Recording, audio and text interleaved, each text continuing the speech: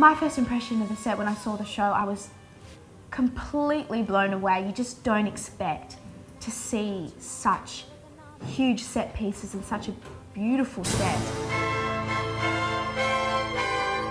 The most complex piece of the Wicked set is the Wicked Proscenium, which we tour with us.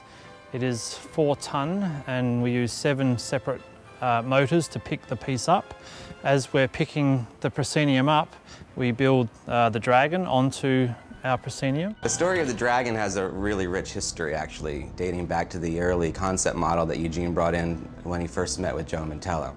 Wicked, you know, has one big overall clock motif that kind of pulls it together. In the book that this musical is based on, there's a Clock of the Time Dragon, which is kind of described as a kind of pageant wagon that's pushed around from town to town. And perched on top of this pageant wagon was a leathery and sulfurous dragon that kind of, you know, was manipulated through ropes and pulleys like a marionette.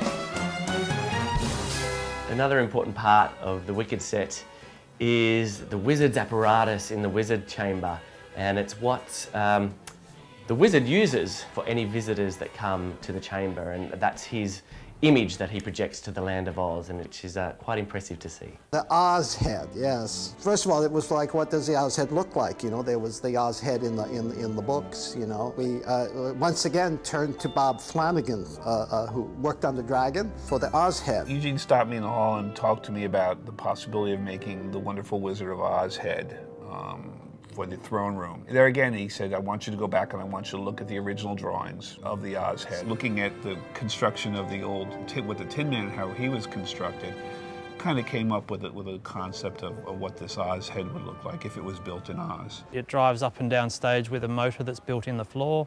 There's another motor built into the piece which spins the Wizard Apparatus around. Installed onto the Wizard Apparatus is the Wizard puppet, and it is actually operated by one of our crew members who stands behind it on a little platform which operates his facial expressions. So you can raise his eyebrows, you can roll his eyes, you can move his jaw open and closed. So he's a very animated puppet. I do believe that we have added to the mystique of the wizard character. Even when he's not moving on stage, even when the wizard is out in front and his alter ego is sitting silent, he's there. The Mr. Hyde, if you will, of the wizard is still there, present in the background.